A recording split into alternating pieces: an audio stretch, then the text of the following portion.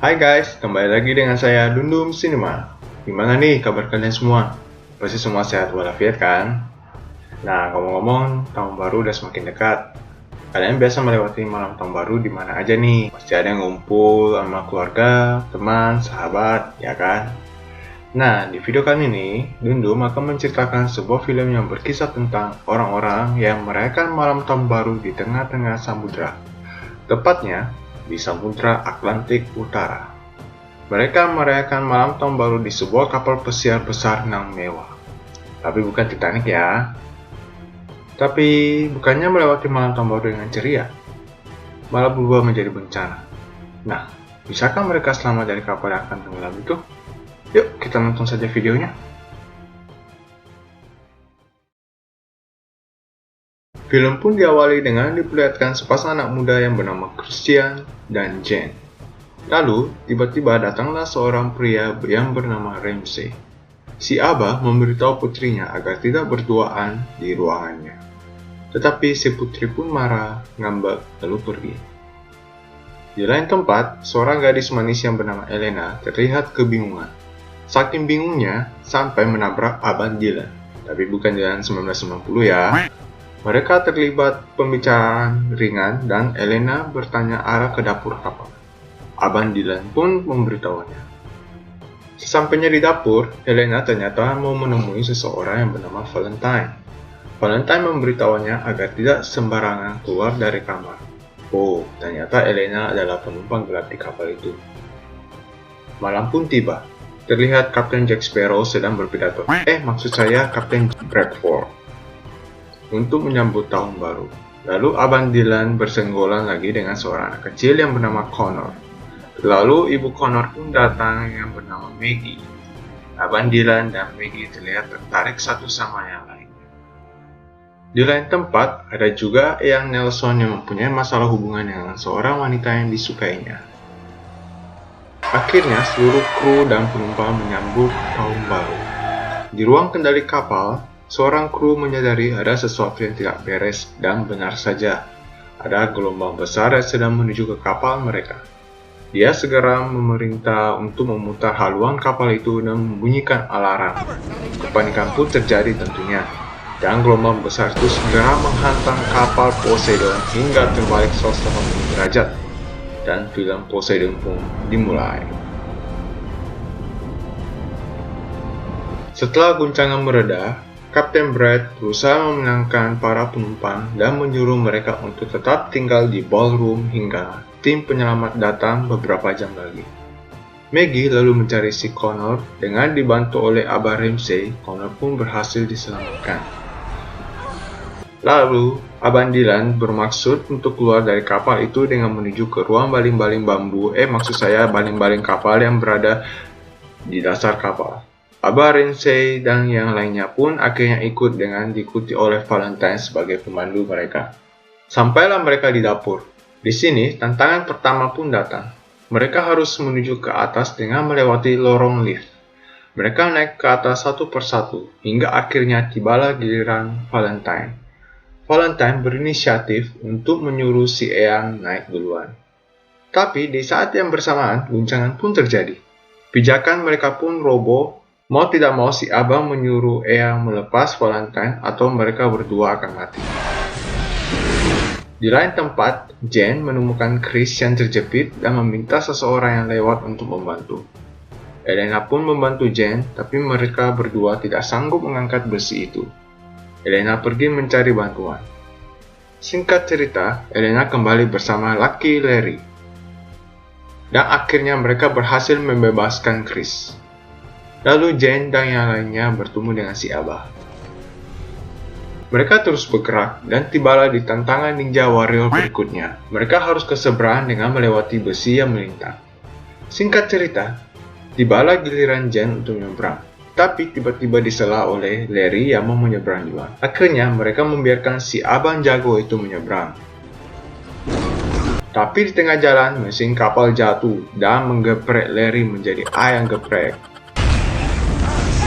Di saat satu-satunya jalan ke seberang telah ambruk, si abang mencari cara lain untuk menyeberang. Dia pun terjun ke air yang terbakar itu dan menuju ke seberang, lalu mengikatkan selam pemadam dengan dibantu oleh Chris. Si Abah dan putrinya akhirnya dapat menyeberang. Di saat yang bersamaan, kapal mulai meledak dan menyebabkan air mulai masuk. Kapal perlahan-lahan mulai tenggelam. Kaca-kaca yang berada di ballroom sudah tidak mampu menahan tekanan air lagi, dan air pun masuk. Si Abah dan yang lainnya hanya bisa terdiam mendengar jeritan-jeritan mereka. Lalu mereka terus bergerak. Tibalah mereka di suatu tempat dan air mulai menggenangi tempat itu. Mereka tidak punya pilihan selain memasuki ventilasi udara. Si Abah pun masuk duluan, diikuti oleh Chris, hingga tibalah giliran Elena. Elena bersikeras tidak mau masuk ke sana karena mempunyai fobia terhadap tempat sempit.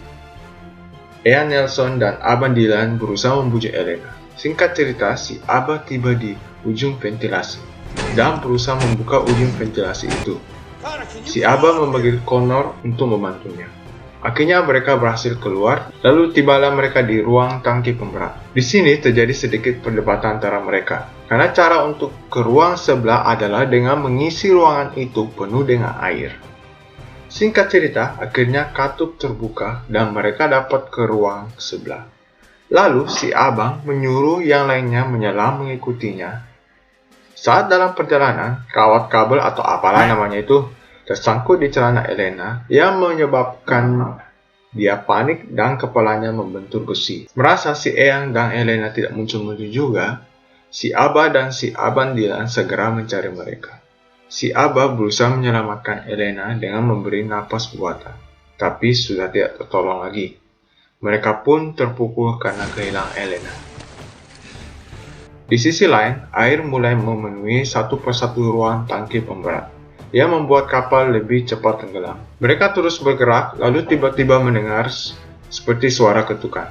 Dikiranya dari tim penyelamat, mereka pun berteriak meminta tolong. Ternyata mereka pun kena prank.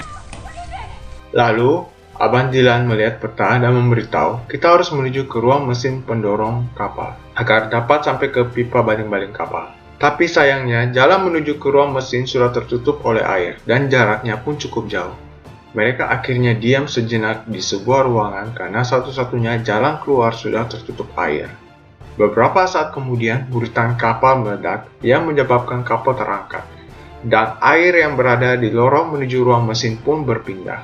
Di saat yang bersamaan, si kecil Connor menghilang, dan Maggie pergi mencarinya, tetapi gelombang air yang berasal dari lorong mesin pun datang dan ikut menghanyutkan Maggie. Jalan menuju ke ruang mesin terbuka. Si Abah dan yang lainnya segera menuju ke sana, sedangkan Abang Dylan pergi mencari Maggie dan Connor. Si Abang akhirnya menemukan Maggie, tapi entah gimana ceritanya, si kecil Connor bisa terperangkap di dalam situ. Abang Dylan berusaha mencari jalan untuk mengeluarkan Connor dari situ. Singkat cerita, si Abang berhasil mengeluarkan Connor dari situ. Entah gimana caranya, namanya juga film guys. Lalu mereka segera menyusul Abah dan yang lainnya. Si Abah dan yang lainnya akhirnya tiba di ruang mesin. Si Eyang langsung buru-buru membuka pintu baling-baling itu dan membuat si Eyang pusing hingga langit ketujuh. Singkat cerita, si Abah berinisiatif untuk mematikan baling-baling itu walaupun jarak yang ditempuh cukup jauh.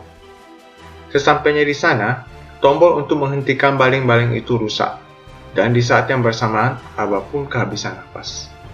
Tapi si Abah sempat menekan tombol untuk membalikkan putaran baling-baling itu. Si Abang dan yang lainnya akhirnya tiba di ruang mesin. Baling-baling pun berputar berbalik arah. Mereka memanfaatkan situasi itu dengan melemparkan tabung peledak ke baling-baling itu. Baling-baling pun berhenti. Akhirnya mereka bisa keluar dan segera melompat ke laut menuju perahu karet yang seperti sudah disediakan oleh mereka. Mereka segera mendayung agar tidak ikut tenggelam dengan kapal Poseidon. Setelah itu, si Abah menembakkan flare gun, dan singkat cerita, tim penyelamat pun datang dan film pun berakhir.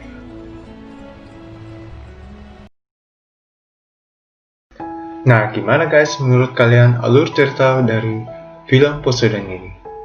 Rating IMDb untuk film ini adalah 5,7.